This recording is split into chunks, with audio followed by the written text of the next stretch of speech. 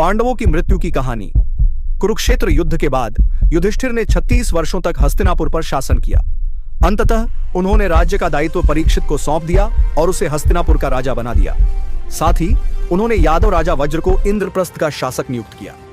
अपने शेष धन और संपत्ति को प्रजा में वितरित करने के बाद पांडवों ने अपना राज्य त्याग दिया और अपने अंतिम यात्रा पर निकल पड़े। पांचों पांडवों और द्रौपदी के साथ एक कुत्ता भी उनके साथ हो लिया। वे उत्तर दिशा की ओर यात्रा करने लगे। अर्जुन अब भी अपना दिव्य धनुष गांडीव और अक्षय तुणीर अपने पास रखे हुए थे।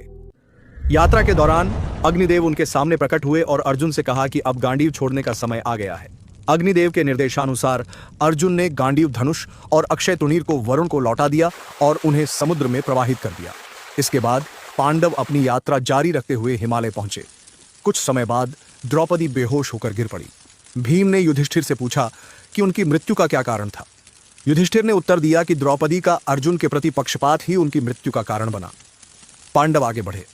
इसके बाद सहदेव गिर पड़े।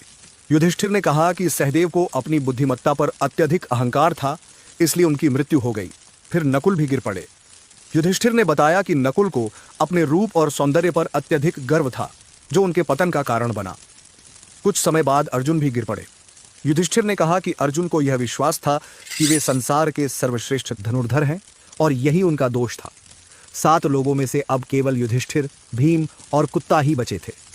वे अपनी यात्रा जारी रखे हुए थे, लेकिन फिर भीम भी गिर पड़े। युधिष्ठिर ने बताया कि भीम का भोजन के प्रति अत्यधिक लगाव ही उनकी मृत्यु का कारण बना। अब केवल युधिष्ठिर और कुत्ता ही शेष रह गए थे।